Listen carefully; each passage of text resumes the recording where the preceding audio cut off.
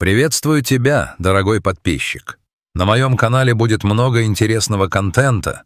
Подписывайся, ставь палец вверх и оставляй комментарии. Тайга не прощает слабости, а в ту зиму она, казалось, решила вытравить из своих владений все живое. Мороз в 60 градусов — это не просто холод, это осязаемая густая пустота, которая вползает в легкие ледяными иглами, заставляя деревья стонать и лопаться с пушечным грохотом. В такие дни даже огонь в печи кажется испуганным, прижимается к углям, боясь высунуть язык в ледяное жерло дымохода. Иван жил в этом безмолвии 40 лет. Его заимка, срубленная из вековой лиственницы, вросла в косогор так крепко, что казалась частью самого ландшафта. 40 лет одиночества не превратили его в бирюка, но научили ценить тишину выше любых слов. Он знал язык ветра, понимал повадки кедровок и умел читать следы на снегу, как раскрытую книгу. В то утро Иван проснулся до рассвета. Окна затянуло таким слоем изморози, что даже свет лампы едва пробивался сквозь ледяные узоры. Старик тяжело поднялся, кости ныли к перемене погоды, хотя куда уж хуже.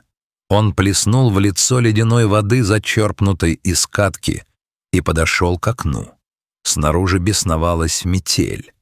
Белая стена кружилась в неистовом танце, скрывая даже старую ель, стоявшую в 10 шагах от крыльца.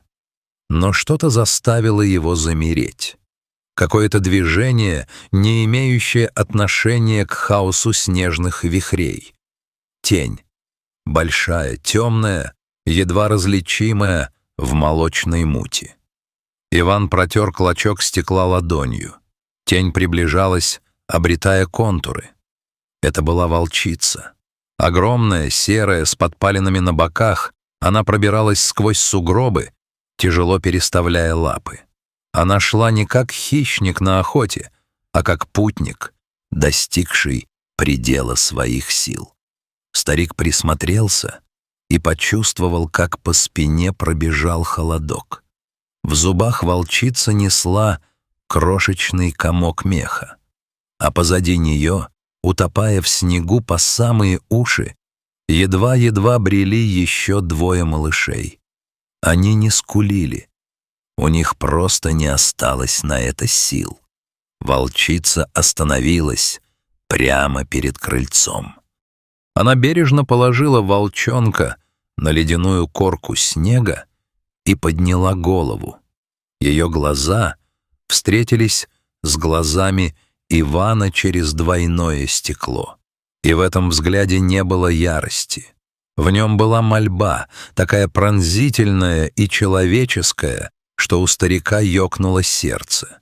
В ту же секунду он заметил ее левую переднюю лапу. Она была немного короче остальных, и на ней, даже сквозь густую шерсть и налипший снег, угадывался старый глубокий шрам, кольцом опоясывающий сустав. Память мгновенно унесла Ивана в то далекое лето.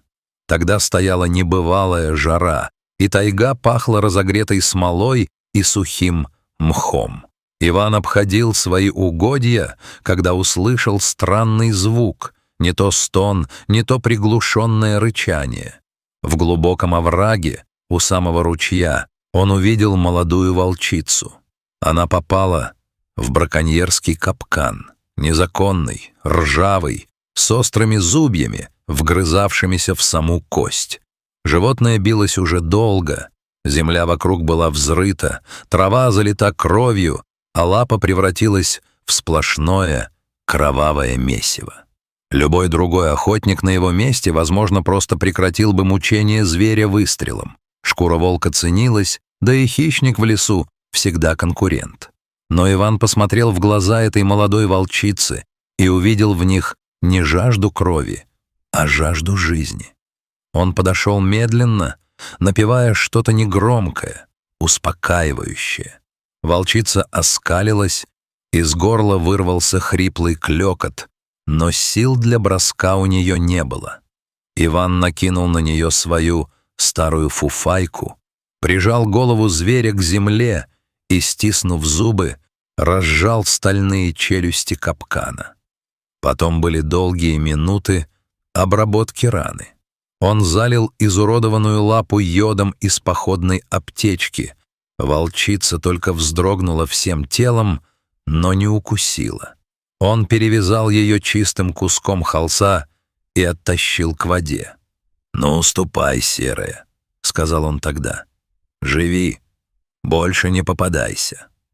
Волчица долго лежала, приходя в себя, а потом, припадая на раненую лапу, медленно скрылась в зарослях папоротника.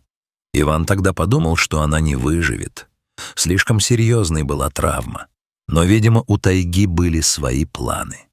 Иван рванул засов. Дверь со стоном поддалась, впуская в избу вихрь колючего снега и обжигающий холод. Волчица не шелохнулась. Она стояла, опустив голову, и только ее тяжелое, хриплое дыхание вырывалось из пасти облачками пара. Иван быстро нагнулся и подхватил первого волчонка. Тот был совсем холодным, едва живым. Затем он подгреб остальных. Малыши были размером с крупных котят, их шерстка превратилась в ледяную корку. «Заходи», — негромко сказал Иван, отступая в сторону. «Заходи. Чего уж там». Волчица помедлила секунду, словно не веря, что ее поняли, а затем, пошатываясь, переступила порог. Она сразу забилась в темный угол за печкой, подальше от света лампы, и тяжело рухнула на пол. Старик действовал быстро и уверенно. В такие морозы промедление означало смерть. Он расстелил у печки старое овчинное одеяло, уложил на него волчат. Они были в глубоком обмороке от гипотермии. Иван раздул огонь, подбросив сухих березовых дров. Печь загудела, по избе поползло спасительное тепло. Он достал из погреба банку молока, подогрел его в чугунке, добавив туда ложку топленого жира. Это было лучшее средство, чтобы запустить замершее сердце. «Ну-ка, маленькие, давайте», — приговаривал он, из пипетки капая теплую смесь в крошечные пасти. Один волчонок дернул лапкой, другой издал слабый писк. Иван осторожно, стараясь не причинить боли, начал растирать их обмороженные лапки и ушки мягкой мазью на сосновой живице. Это была его собственная настойка, которая спасала его самого не раз. Волчица все это время не спускала с него глаз. Ее зрачки расширились, отражая пляшущие языки пламени в топке. Она видела, как этот человек, пахнущий дымом и старой кожей, спасает ее детей. Она не рычала, когда он подходил близко, не выказывала страха. В этой маленькой избе, затерянной в снегах Сибири, наступило странное перемирие, нарушающее все законы природы. Всю ночь Иван не смыкал глаз. Он подкладывал дрова, переворачивал волчат, следил за их дыханием.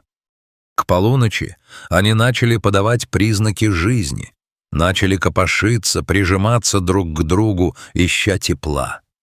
Волчица, немного отогревшись, подошла к одеялу. Иван замер, наблюдая, как она начала вылизывать своих детенышей, очищая их шерсть от остатков льда и грязи. Старик поставил перед ней миску с густой похлебкой из лосятины.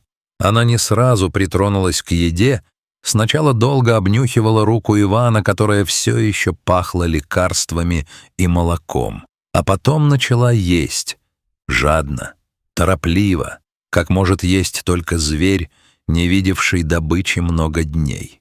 Снаружи бушевал ад. Ветер завывал в трубе, как раненый зверь, а мороз, казалось, пытался раздавить стены дома. Но внутри избы было тихо. Пахло сушеными травами, березовым дегтем и живым теплом. На второй день волчата окончательно пришли в себя. Они оказались на редкость любопытными. Ковыляли по неровному полу, обнюхивали углы и даже пытались грызть старые валенки Ивана. Старик только посмеивался, глядя на их неуклюжие игры. Волчица же почти все время лежала у печи, наблюдая за человеком. Она больше не была той грозной лесной хищницей. В тепле и безопасности ее облик смягчился. Иван поймал себя на мысли, что за эти 40 лет он ни с кем не чувствовал себя так спокойно, как с этой лесной гостьей. Ему не нужно было ничего объяснять, не нужно было оправдываться за свое одиночество. Она понимала все, без слов. Вечером второго дня, когда Иван сидел на лавке и чинил старую упряжь, волчица тихо поднялась. Она подошла к нему вплотную. Старик не шевельнулся, хотя инстинкт охотника кричал об опасности. Но волчица не собиралась нападать. Она медленно, почти робко, уткнулась мокрой мордой в его ладонь.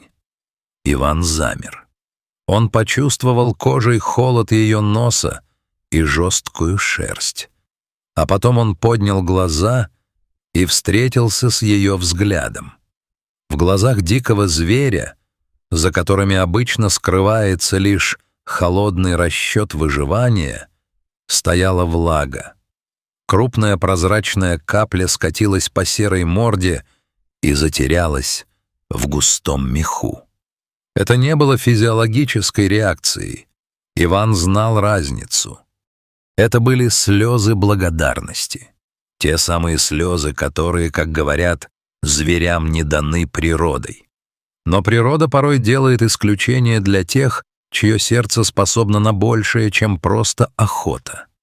«Ну, полно тебе, полно», — прошептал старик, впервые за 5 лет почувствовав, как к его собственным глазам подступает ком. «Все хорошо теперь». Отогрелись. На третье утро метель утихла. Тайга стояла ослепительно белая, неподвижная, залитая холодным янтарным светом зимнего солнца. Мороз спал до терпимых 30 градусов. Волчица подошла к двери и негромко заскулила. Она знала — пора. Лес звал ее обратно, туда, где была ее территория, ее жизнь. Иван открыл дверь. Волчата, уже окрепшие и веселые, выкатились на снег, удивленно щурясь на солнце. Волчица вышла последней. На пороге она обернулась.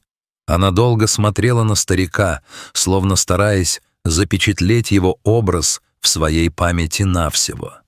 Иван стоял в одном свитере, не чувствуя холода, и просто кивнул ей. «Иди, серая, береги их». Она коротко тявкнула, призывая молодняк, и через минуту серая тень растворилась в густом ельнике. Снова наступила тишина. Но теперь это была другая тишина, не мертвая и гнетущая, а наполненная смыслом. С тех пор прошло много лет. Иван постарел, его походка стала тяжелее, а волосы — белее сибирского снега. Но он больше не чувствовал себя одиноким. Каждую зиму, когда приходят первые настоящие холода, Иван знает — она придет. Однажды вечером он услышит едва уловимый шорох у двери или увидит из окна знакомый силуэт на опушке леса. Волчица никогда не заходит внутрь, она просто сидит там, на снегу, под старой елью. Иногда она приносит с собой уже выросших детей, которые держатся поодаль, с почтением глядя на маленькую избушку. Иван выходит на крыльцо, садится на ступеньку и закуривает трубку. Они молчат вместе, старый охотник и старая волчица. Им не нужно ничего друг другу доказывать. В этом жестоком мире, где каждый сам за себя, они нашли то, что ценнее любой добычи — память о добре, которая не имеет срока давности. Звери помнят. Наверное, они помнят даже лучше, чем люди, потому что в их мире благодарность — это не вежливость, а долг жизни перед жизнью. И пока над тайгой светят холодные звезды, эта связь будет нерушима, согревая старика в самые лютые сибирские морозы.